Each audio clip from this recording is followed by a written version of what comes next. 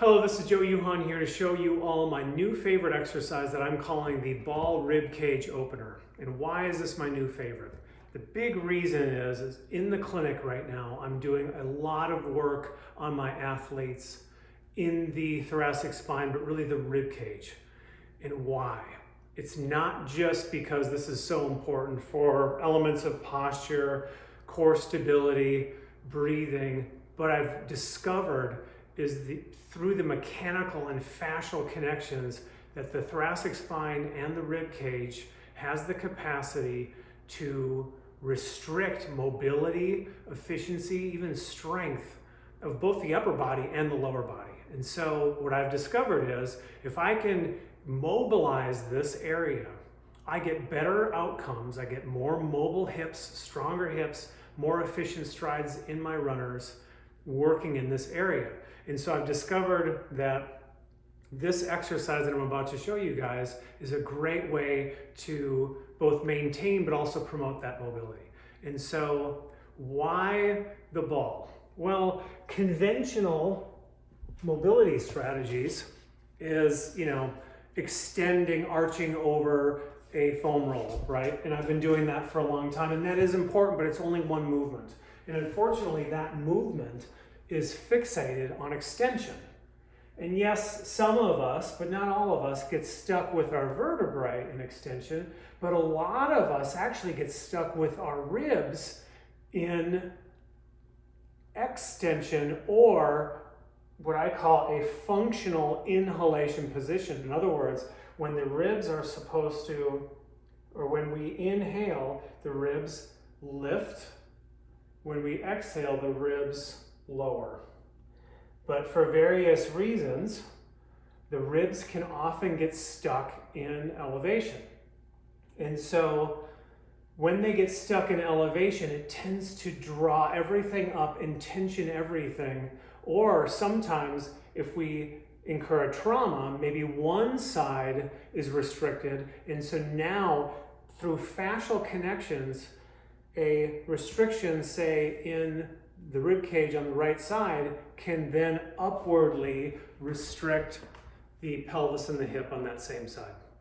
And so this is a really great strategy to open those ribs, not from the front where they're already usually pretty good, but through the side.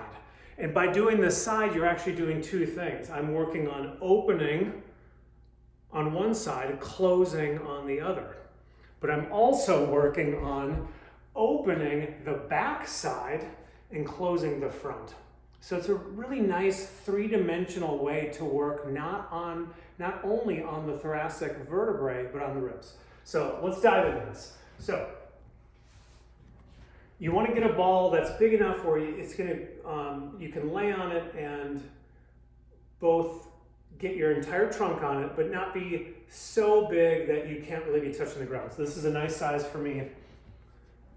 And what I'm going to do is get on it so that I can have my bottom side hand on the ground, bottom side leg flexed up so both my foot and my thigh are kind of holding the ball.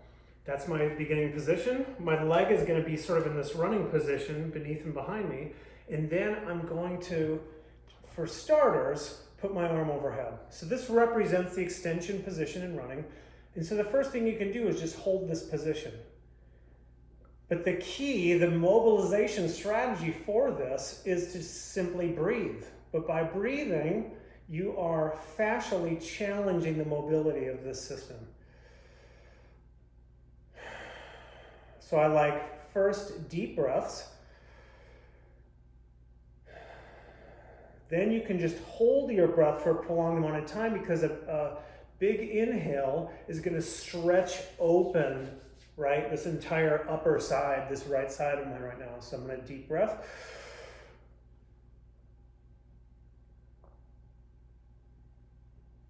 And I might hold that 10 seconds. I could hold it a minute, whatever's safe for you guys. The last thing that I'll do is I like this idea called a triple breath. And a triple breath is sort of stacking breaths on top of one another to get as much air in as possible. So that kind of sounds like this. And then I may hold that or I may let that go. So that is the breath strategy, but you can see me already getting into the next strategy. And the next strategy is this rotation. And so what I really like to do is to get on here and go into rotation, reaching forward, reaching back, getting a nice elongation in the spine. And that slight forward rotation is what we see with running, where we are pushing off and slightly rotating forward. So that's my favorite one. But that's the next segue is into a running movement, the short and long exercise, which I've written about before. The short and long is truly the running movement. So I can actually bring this into a relative closing on the top of the ball, and then I go into my lengthened position and pushing off behind me like so. Short and long, short and long. I like that. That's a real dynamic way of going into it. I might do some of those and then go into the static hold again. Into breathing. And then the last one that I've really been liking is working on hip extension in this position. So you can see I'm in my running position, but let's see what happens now if I actually work on active hip extension. So for this, I'm going to try to put two hands down, and then as you can see, I'm going to go into extension. So I'm swinging my leg behind me. And now if I can balance, if I also extend that arm, I get this tremendous fascial stretch, which needs to happen for us to functionally, full body, fascially extend. And so what this looks like from the front rear view is here I am, I'm in a straight line, my arm's gonna be overhead. I can hold on at the moment. And then what I'm gonna be doing is extending as far back as I can. I'm gonna go back onto the ground now. And so I'm getting a glute workout, but I'm also challenging the fascia from the top inside of my rib cage, into my lungs, through the diaphragm, down into my leg. Those are the strategies to open the rib cage and all of its fascial connections within the ribs, including the diaphragm, the super important breathing muscle, and into the hips. Good luck.